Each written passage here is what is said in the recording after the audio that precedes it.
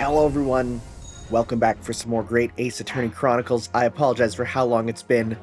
I had to move back to China, where it's easier for me to record this, because I can be free with the voices. Normally I had to record only when I was home alone. You know, can't go full Miss Garadeb with people around. So we're going to continue with the adventure of the unspeakable story. We solved most of the crises in the used goods store. So let's continue. 15th of April. Because I saw Baker, so my mind went to like baked apples. April. Baker Street. See? That's why I hate grown-ups. All they do is feed you a pack of lies and take stuff away from you. Really, Miss Lestrade? Tell me, is that overcoat keeping you warm? What? Oh my, surely you were given that. Yeah, the D let me keep it, after I looked daggers at him for long enough. I went through the pockets and then said, go on then, have it, before telling me to scarper. That's a new word. Always pays off, giving people a look like you ate them. I can't help feeling that it's gonna get you into serious trouble one day. What I really wanted was that nice, shiny disc, mind. The music box disc? But Mr. Winniebank said it was practically worthless. I think I'm gonna go and have another bash. Give him a good long hard stare. I think not, Miss Lestrade. We shan't enter Winniebank's again today. Why not? That's not fair. It can't be helped, I'm afraid. As we say in Japanese, shikata nai, which is it can't be helped. Just whenever anything is wrong in the world, just shikata nai, it can't be helped. The police are investigating the scene now and taking a statement from Mr. Winniebank. Oh, but that disc's mine. I paid the ticket for this coat, and it was in this coat's pocket. And there should be something else and all. That's what that rotten cove said, ain't it? Yes, he did mention something about another article, didn't he? Oh, well then that's mine too, whatever it is. Now she's really just pushing her luck. Miss Lestrade, I think it's time to admit defeat. You've had your haul for today. Or the day, rather. Yeah, and it's all your fault, Sholmes. So what are your plans now? Will you dine with us this evening? Oh. Iris would be delighted to cook, I'm sure. I might entertain you with a modest violin recital.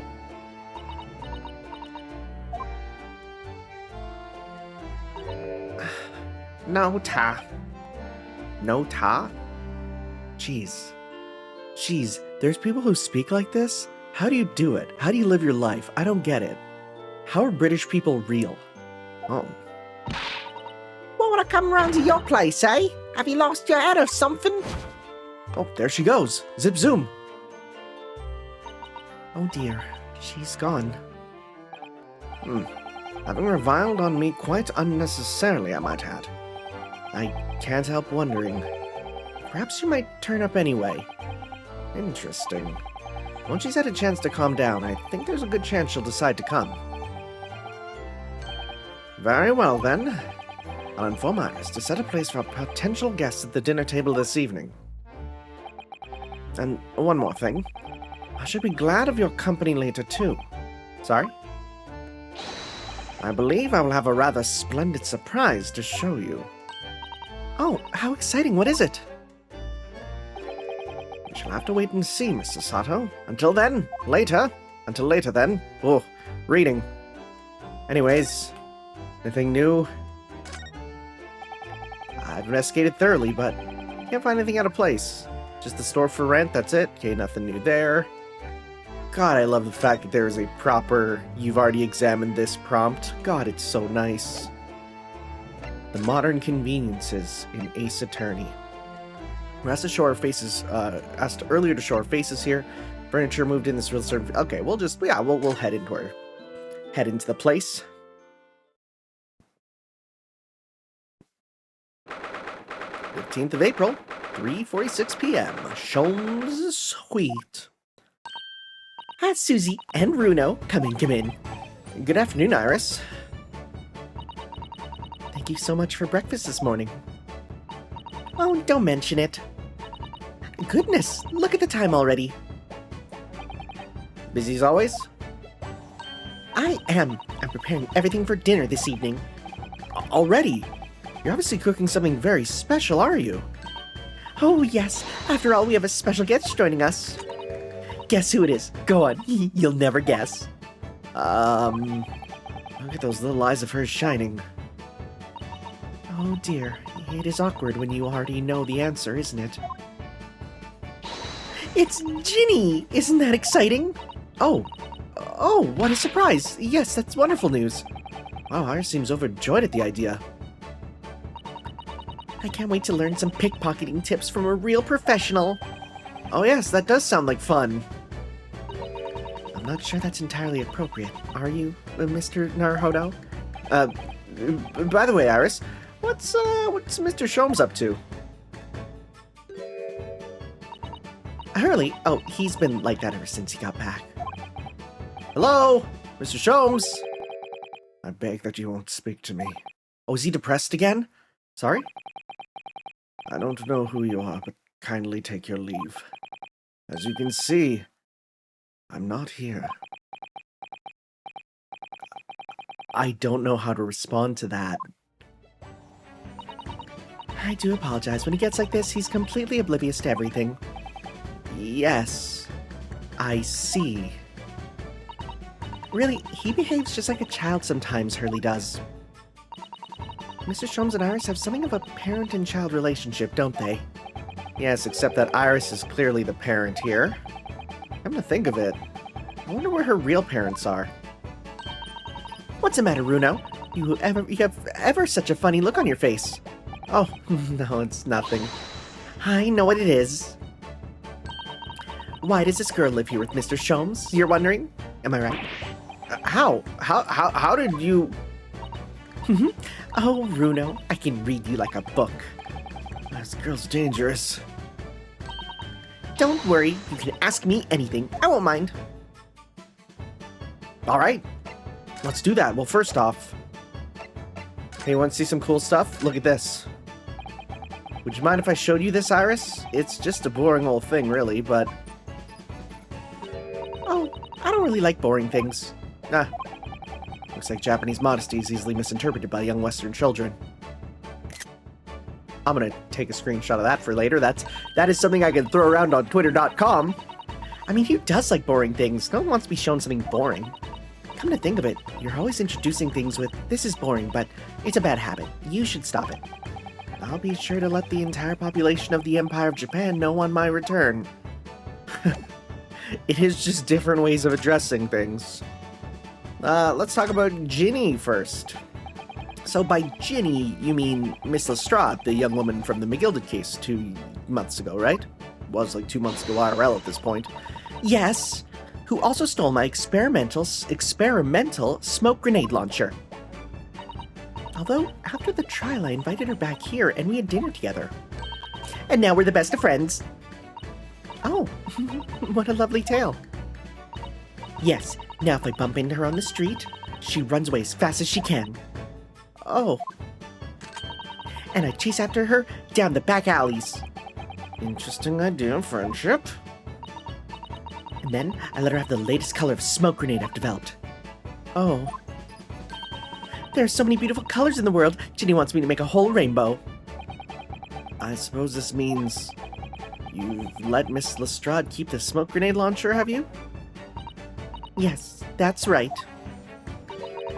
I got bored of it anyway. Hurley always reacts the same way when I shoot him with it now. Poor Hurley. Oh, I can't wait for Ginny to arrive. It's been too long since she last came over. I'm so excited. Let's hope she does actually come. Alright, living with Mr. Sholmes. I'm sure you've been wondering why it is that I live here with Hurley, haven't you? Well, it has crossed my mind that, and where are your real parents? Oh. My Mummy and Daddy aren't with me anymore. That's a serious face. Mummy passed away when I was born. And at around the same time, my father... Well, he had to go to a faraway land because of one of the cases he and Hurley were working on. Oh. Wait a minute. Did you say he and Hurley? Yes. Daddy and Hurley were always solving mysterious cases together. She didn't mention that before. I kind of assumed that was the case, so yeah. I mean, we've seen in the openings and stuff that it's very clearly not her, so... He wrote them all in his diaries. That's what's in the metal chest over there. Really, he recorded them all. So, you mean it's true? Mr. Sholmes really did have a partner with whom he tackled some of his most taxing cases? Oh, yes. I mean, it's always nice to have one, isn't it? So Mr. Sholmes' partner was your father? Exactly.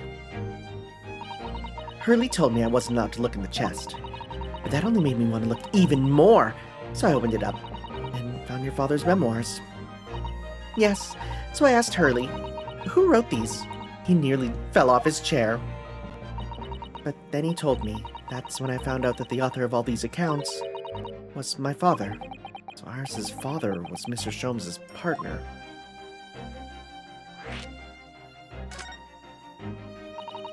I practically lived with Hurley all my life. I was tiny when he took me in. So it came as quite a shock when Hurley told me he wasn't really my daddy. I mean, it must have done. I wonder why Mr. Sholmes chose to tell you, and at such a young age. Hurley says it's because he wouldn't have been able to hide it from me. Oh? Well, having lived with Hurley all these years, you might say his ways have rubbed off on me. There's some things I can just see. Especially lies. I almost know when people are lying before they open their mouths sometimes. Right. Oh, right. Sorry. My voice was a little higher there. Anyway, I was so fascinated when I read Daddy's diaries. That's what inspired me to write The Adventures of Herlock Sholmes, actually. I'd always assumed Mr. Sholmes simply told you all those thrilling stories. Oh no, Hurley's hopeless like that. He forgets everything. As soon as he's solved a case, it all but vanishes from his mind. Oh, I see. The other day was so embarrassing. As usual, he totally forgot about the case he just solved. So the very next day, he gathered together all the people involved and proceeded to solve the case again. It was quite a shock for everyone. You can say that again. You share your father's surname, don't you, Iris? That's right, Wilson. Daddy is Dr. John H. Wilson. I learned from his diaries that he's a doctor of medicine, you see. And that's what prompted me to study and study so I could earn a doctorate as well. Iris's father went to some distant land as a doctor by the name of John H. Wilson. Yeah. The court will now hear the trial of Ryonosuke Naruhodo. Oh, no, that's the Japanese one. He's more serious. Kindly state before the court the name of the victim in this case. The victim's name, Dr. John H. Wilson. He's a bit more confident in his memories. That's right. Visiting professor of medicine at Imperial Yume University. And the man who, in the most bizarre of circumstances, lost his life just before we left Japan. Miss Sasato. Yes. Perhaps we shouldn't pursue this conversation any further at this time. I think that would be for the best. I'm surprised there was no way of... I'll get you in a sec. I'm surprised there is no way for her to learn. I guess at this time, like, there's no real idea of an international newspaper, right? Or, like, I don't know. It's just strange. You feel like she would find a way to learn, but I guess this is when the world wasn't as connected, you know? Anyways, my dear fellows, how good to see you! Oh, Mr. Sholmes. Why ever did you not make your presence known to me before? Huh. Well, no matter now. Hoo-ha. So, how the devil are you? We've been with you for most of the day. Goodness, really? Oh, he's, like, forgetful. Do tell me, Mr. Sholmes, is your violin unscathed? My violin? Whatever are you talking about, dear madam? Oh, never mind that now. I have something far more interesting to show you. Behold, my dear fellows. Oh, another music box disc. No, not another disc, Mr. Sato. This is the one Gregson demanded we hand over as evidence. Mr. McGilded's disc. Oh, my. Then what's it doing here? You know, at times, Mr. Naruhodo, I think that though I have an undeniable turn for detection, I may well be more adept at larceny. It's not a thing to be happy about. Oh, that'd be wonderfully exciting. I'd be your pickpocketing assistant. And Bruno could be our go-to lawyer if we ever get caught. Right. Plus, Susie has such beautiful handwriting, she could write all our menacing crime notifications. Yes, I'd be delighted. I'm just going to pretend this conversation never happened, I think. Okay. Let's talk about the disc, I guess.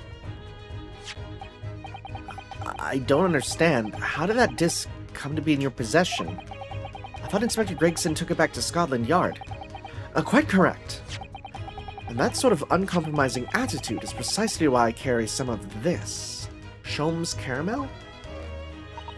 That's a bar of caramel, Mr. Sholmes. Your one and only friend in times of loneliness, if I'm not mistaken. If you will humor me, my dear fellows, cast your minds back to when the good detective confiscated the disc. I'll be taking that whatever it is of McGilded's down to the yard, thank you very much. So hand it over. Oh, yes, of course. If the police demand something as evidence, my dear fellow, we have no choice but to capitulate. It's all yours, Inspector. For the briefest of moments, I had the disc in my hand, did I not? Oh, yes, you did. But I still don't understand. It was at precisely that moment that I summoned my one and only friend into action. I pressed the disc into a pair of bars, like this. That's amazing. Oh, he put it into the chocolate, and then did he... Oh my god, did he print another? Frick, that's kind of ingenious, actually. The disc and all the minuscule protrusions have made an image on the caramel. Indeed, this caramel is quite exceptional. I developed it myself, you know. Suitably soft for making impressions, but resistant to melting, the result of a precisely controlled solution. How extraordinary. Carrying a pair of these on one's person frequently proves very useful indeed. Take a house key, for example, simple press and its unique form is duplicated. I can enter anyone's property at will, and never without high sucrose nourishment. Yes, it sounds illegal. From the image, I was able to create this. I confess I was most curious to know what manner of music would issue from the disc when played. Yeah, I'm curious. Do tell us then, Mr. Sholmes. What music does the disc play? Well, unfortunately, I have no idea. No idea? None whatsoever. Are you familiar with the workings of a music box, my dear fellows? No, I'm afraid not. Goodness, you don't know, Runo? My favorite thing to do to my friends. Just something completely normal and be like, you don't know? Inside a music box, there's a special metal piece called a comb. That's what produces the sound. Small protuberances pluck the different teeth of the comb as they rotate past it, making the different notes. The first music boxes to be invented used a rotating cylinder with protuberances on it. But over time, a new type of player was produced, which used discs such as these. With that development, the popularity of music boxes spread far and wide, all around the globe. Why exactly? Because the discs are easy to produce and can be interchanged to facilitate the playing of different tunes. And there are a great many firms in Europe now manufacturing music boxes as a result. It is wonderful to be able to enjoy music even when no performer is present. But it is the very success of the invention that means we are now presented with an insurmountable problem. What do you mean? As you may imagine, the construction of one firm's music box does not match that of another.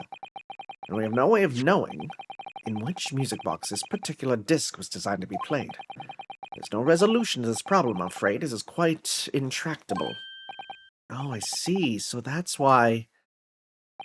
Naturally, I test the disc in those few music boxes I have at my disposal. But as you can hear, to no avail. The results were equally unsatisfactory in this one. So, I'm presently engaged in acquiring an example of all the music boxes ever made in Europe. Every single one? That's Hurley for you, always taking things too far. But my dear girl, an unsolved riddle is quite repugnant to my constitution. But surely all the different types in Europe will amount to a huge volume of music boxes, won't it? Yes, that is certainly true. In the worst case, I shall just have to ask you to vacate the attic room. What? Hopefully not. Magnus McGilded. Not a name I expected to hear again so soon. Yeah, it's only been 2 months since that grisly case.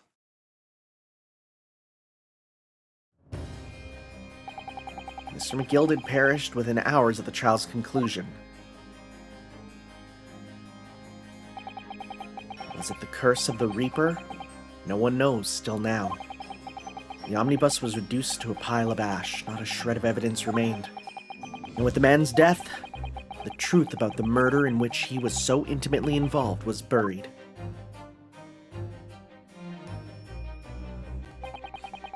Even though he successfully established Mr. McGilded's innocence in the trial, the newspapers are still claiming that it remains an unsolved mystery.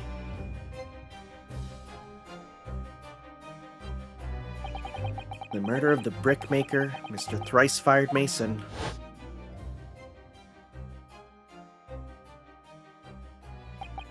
In the end, the truth of the matter remains a mystery. We still have no idea what happened that night. And although Mr. McGilded was found not guilty through my defense, I still don't know if that was the right judgment or not. I really like how we actually have a case where it's like, hey, maybe he's actually bad and we shouldn't have done this. Because you've never, like, it's implied through Ace Attorney lore and extended stuff that, like, Phoenix Wright doesn't take many cases. Most of the cases we see are the ones that we see in the games. Any minor cases are minor ones, and he's never actually taken on a case where he defended someone who was, like, actually guilty and, you know, didn't get the justice route, essentially, right? So it's interesting to see we actually do have a case where it's like, oh, maybe we are defending the baddie, right? It's interesting. A little bit of coffee. It appears the case is not yet closed. True. And I like how it wraps back around to it. Well, it's time I started getting things ready for dinner, I think. Ginny will be here before long. Thank you, Iris. Oh, well, you must let me help you then. Of course, Susie. There's plenty to do. I think I shall investigate the condition of my faithful performing partner. Now then, where did I leave it? Let this be a lesson to you, Mr. Sholmes. Never leave anything too precious with the pawnbroker. Yes, you may be right. Oh, that reminds me of something Mr. Windybank said before. He said that he had a manuscript of Iris's in pawn, didn't he? Did he? Yes, he definitely mentioned it. Mr. Sholmes' latest tale of otherworldly mystery lies dormant in my storeroom, were his words, I believe. So you heard about that, did you? I expect you were as incensed as I was. Oh yes, the idea of such a wonderful story languishing in Mr. Windybank's storeroom, gathering dust. My dear madam, I'm quite sure I told you already. The pawnbroker's storeroom is the safest place for it. More secure than a bank's vault. And what about your Antonio Stella bottom tile, Hurley? I can't look at Stradivarius the same way thanks to that frickin' Ashen's video. Oh my god, it's so funny. It's so funny. Was that all safe and secure? Well, that may be the occasional mix-up, caused by a certain impetuous someone not too far from me now. Do you have any idea how long it took me to write that Baskerville story, Hurley? Oh, it sounds so exciting, The Hound of the Baskervilles. I should love to read it.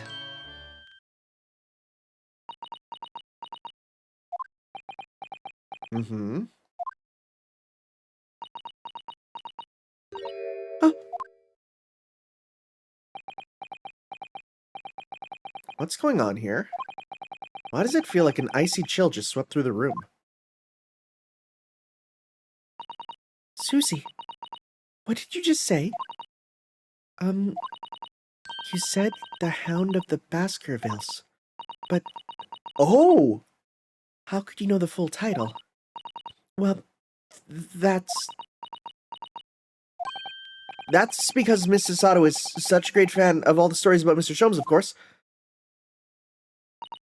But, Bruno, The Hound of the Baskervilles has never been published.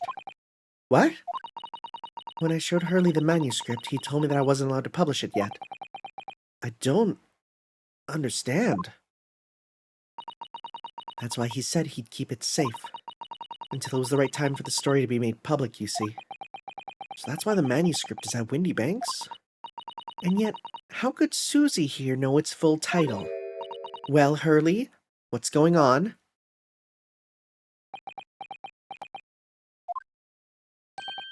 Ah.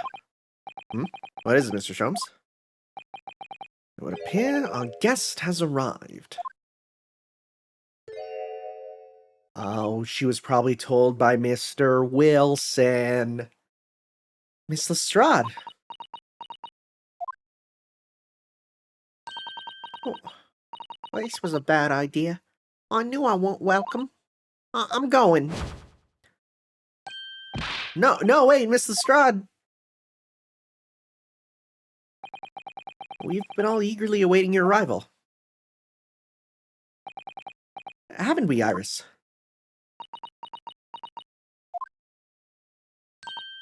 Oh, yes, just wait right there, Ginny. I'll have everything ready in a jiffy. Come on along, Susie. Oh, right, of course. It's a pleasure to see you here, Miss Lestrade. Please, make yourself at home. Don't stand in the doorway, my dear girl. Come along in. What say you to some Mendelssohn? What is Mendelssohn? I'm Googling that. Mendelssohn. That is, according to it, oh, that's some music. That is a German composer, pianist, organist, and conductor of the early Romantic period. Okay, very cool.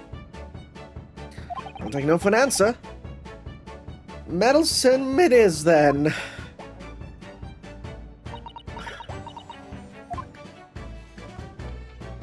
Ooh, there he is. Meow. A little Wagga High. That evening, Iris prepared us all a meal that was even more delicious than usual. Mr. Sholmes' violin performance was in no way meddlesome, and Gina, as we all came to call her, taught us all how to steal things from one another without being noticed. Everyone thoroughly enjoyed themselves well into the night. We're gonna wake up and somebody's gonna be dead, and I have a feeling who it's gonna be. 15th of April, 9:34 p.m. Naruhodo's Legal Consultancy. That was a very enjoyable evening, wasn't it? Oh, yes. Iris's cooking was truly divine. I feel as though I can still hear the enchanting strains of Mr. Sholmes' violin even now. Best of all, I bet I could steal the glasses from his lordship's face next time we're in court.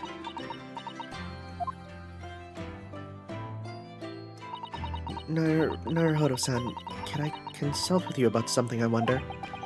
What's the matter, Susato-san? It's about the telegram I received. Ah, the one that arrived first thing this morning, I suppose. I've been summoned. What? Summoned? What do you mean? The telegram was from the Lord Chief Justice's office. Lord Strongheart has asked to see me. Oh, I thought you meant in Japan. Lord Chief Justice? When? Tomorrow morning. What? Then we have to start preparing at once. Oh, no, that won't be necessary, Naruhodo-san. I've been summoned alone. Alone? What on earth for? I have no idea. I suppose I shall find out tomorrow. What's all this about? Whatever it is, it's making me feel very uneasy. Oh, who could that be? I wonder. Good evening, friends. Oh, Iris. Hello again. Just showing Gina our pad? And Gina, too. Yes, Ginny's gonna stay with us tonight. She's gonna sleep in with me. Isn't that right, Ginny? Well, yeah. How lovely. Let me make a pot of tea.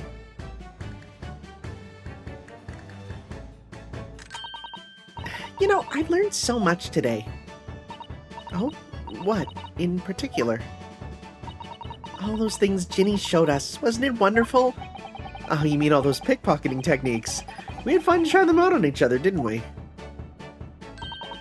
I think if awakened a natural talent, I could earn a living from it. You might be getting ahead of yourself a little there. So what brings you up to our humble quarters at this late hour? Well, you see, I came to return this. Wait, what? That's mine! Oh my, however did you... I told you, didn't I? I have a natural talent for it. Oh, yes, I'd forgotten. Iris literally is a child genius. So anyway, here, you can have it back. Not that I really understand why you wear it, though. Oh, thank you. Alright then, good night. Yes, good night.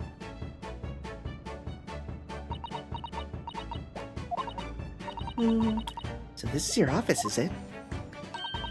What do you think, Ginny? I think I wouldn't fancy me chances with a lawyer what lives in a place like this. Yes, me too. It seems as though Iris here still has something she'd like to talk about. Yeah. I suppose she probably wants to talk about the manuscript. Yes, I suppose she probably does. Well, let's talk to her about it.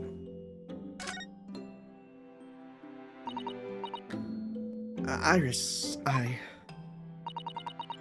suppose you're hoping to talk about the manuscript, aren't you? Aren't you going to tell me? I'm so sorry. I need a little more time, please. Alright, I understand. Hope I haven't made you feel awkward. Oh, no, not at all, Iris. Not at all. I don't know what all this is about, really, but it's a story you made up, is it, Iris? This mantle script, or whatever you call it? It's not exactly a story that I made up. It's something I read in Daddy's diaries. What, Daddy's? That's right. I don't suppose I've mentioned it to you before, Ginny, but my daddy was Hurley's assistant once, his partner. Oh, They solved all sorts of strange and mysterious cases together. Is that right, mister? Apparently so. I was as surprised as you are, though. And Daddy wrote all the details of every single case down, you see, in his diaries.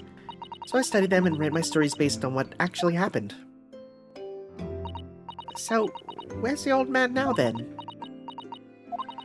He had to go away on urgent business to faraway land, and he'll be gone a very long time. So I've never really met him. Oh, right. Come to think of it, I don't know anything about Gina's parents either. Perhaps we should ask her. Let's start with the Hound of the Baskervilles. Iris, this Hound of the Baskervilles story, I take it that it's another tale inspired by your father's accounts? That's right. I thought it was fascinating. But it's different somehow from the other cases, I mean. Oh? How? I don't really know, but it must be special in some way. Because after I'd written it and showed the manuscript to Hurley, he turned as white as a sheet. It was the first time I've ever seen him like that. It pains me to say this after you've toiled over it for so long, Iris, but this story must not be published at this time, under any circumstances. But why not? It's one of my best works. I'm not at liberty to say, but not now, so please do not ask me. All right then, I won't. But I do solemnly swear that I will explain everything one day, Iris, when the time is right.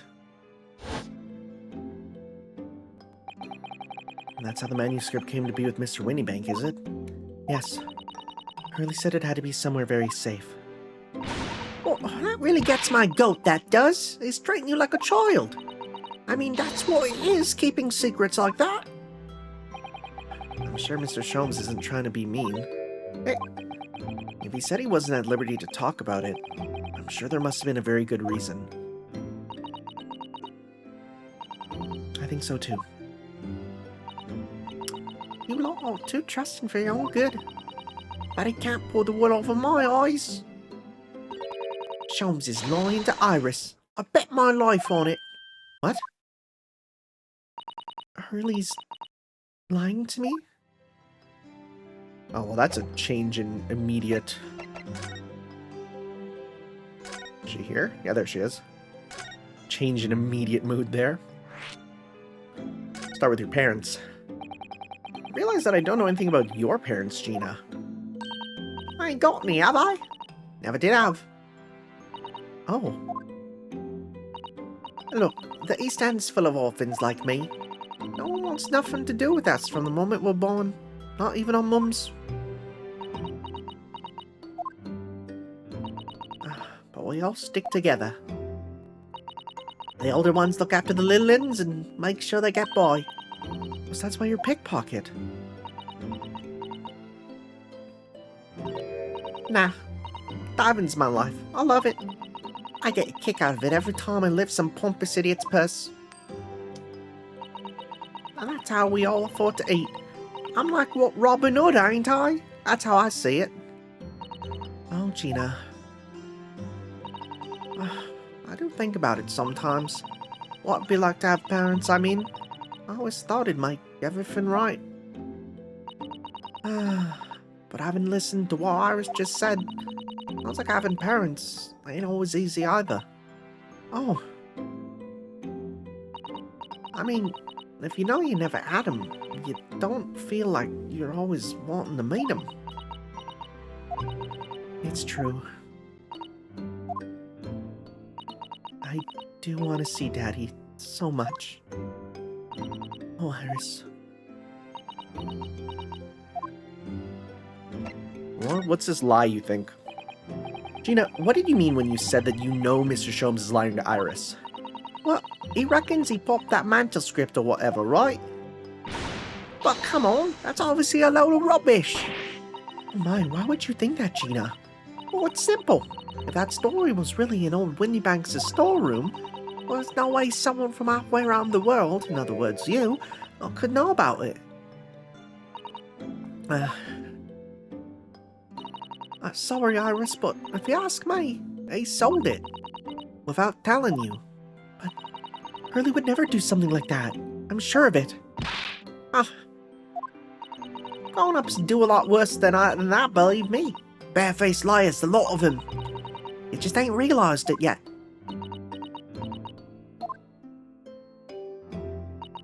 I'm telling you, that manuscript ain't at Winniebanks. You'd soon see if you had a look. Even if you think you can trust him, I don't. That Sholmes is a liar like the rest of them. If I'm honest, I have wondered if Hurley's telling me the truth sometimes. See? Oh, but I don't mean that I think he sold it. I mean that I sometimes wonder if he might have hidden my manuscript somewhere. Somewhere I don't know. Even though it's wrong of me to doubt him. Don't be too hard on yourself, Iris.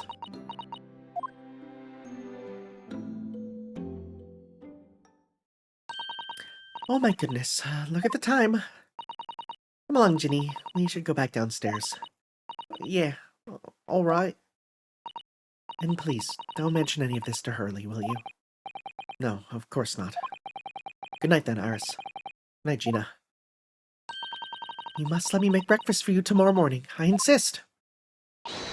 Oh, yes, please. I can't wait, Susie. Good night, then. Iris. Sure is easy to forget, isn't it? Sometimes she speaks just like an adult. But deep down, she's still just a child. Well, I think it's time that I turned in for the night too, Naruhodo-san.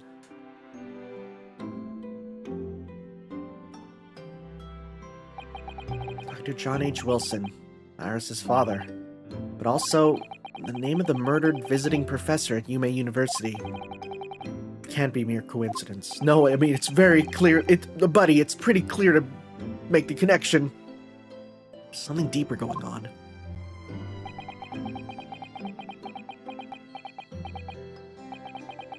Oh? Okay.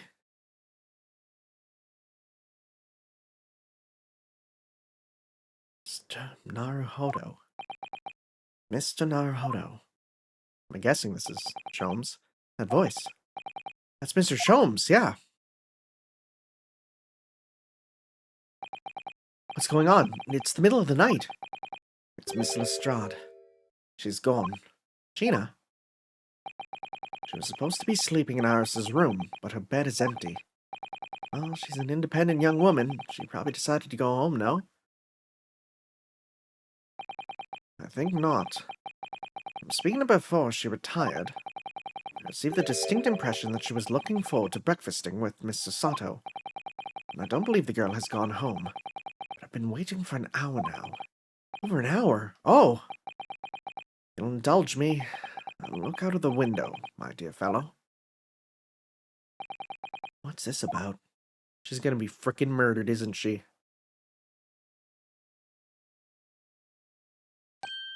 Oh? Wait a minute. Why is there a light on at this time of night? That's Mr. Winniebanks' pawnbrokery. Mr. Winniebanks. Oh no! It's simple. If that store was really in old Winniebanks' storeroom, then there's no way someone from halfway around the world, in other words, you, could have known about it. Sorry, Iris, but if you ask me, he sold it without telling you. Yeah. Could Gina have gone... It seems you have some knowledge of the situation, Miss Naruhodo. Sorry? Oh, no. No, not really. Well, anyway, we must investigate. At once. Oh, Mrs. Sato. You're just ready to go, huh? 16th of April, 1:14 a.m. Baker Street. The door to Winniebanks, it's open. And the lamp is burning. Must be Gina, mustn't it? Let us hope it's nothing more than sinister. Nothing more sinister, rather. What? Come, there's not a moment to lose. Clearly something's afoot inside.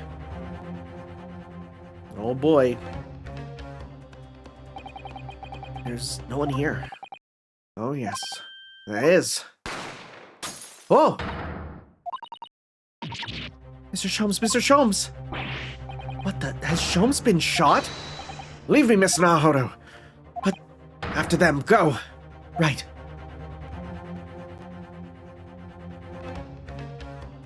This is more action than we're used to. Blast! I've lost him. Hello, hello, what have we here? An alarm was just raised from this pawnbroker, sir. Would you know something about it? Officer, come with me. It's my friend, Mr. Sholmes. He's been shot. Shot? With the policeman close behind me, I ran back to the Winniebanks.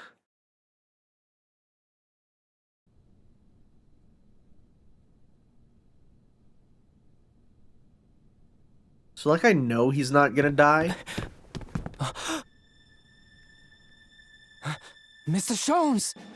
Mr. Naruhodo! How bad is it? Never mind me, but there's much at stake. Behind that door. In the storeroom. Hurry!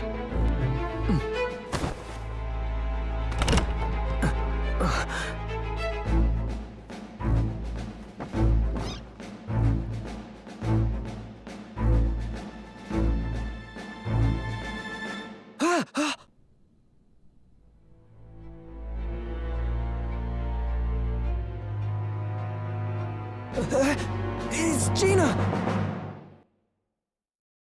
Dang, I was kind of expecting Gina to die, not Mr. Windybank. Oh, geez. Oh, geez. Well, we're really picking off here, huh? Yeah, no, Sholmes will survive. I'm not worried about that. But, interesting. I mean, bro was kind of, running around with a gun to his head, so it's not that crazy that he died, because, I mean, dude was literally, I'm gonna do it! So, all right, guys, we'll see you next time for some more Let's Play Great Ace Attorney as we head into I guess it's Investigation Part 3. Okay, sounds good. We'll see you then for that, guys. Ciao.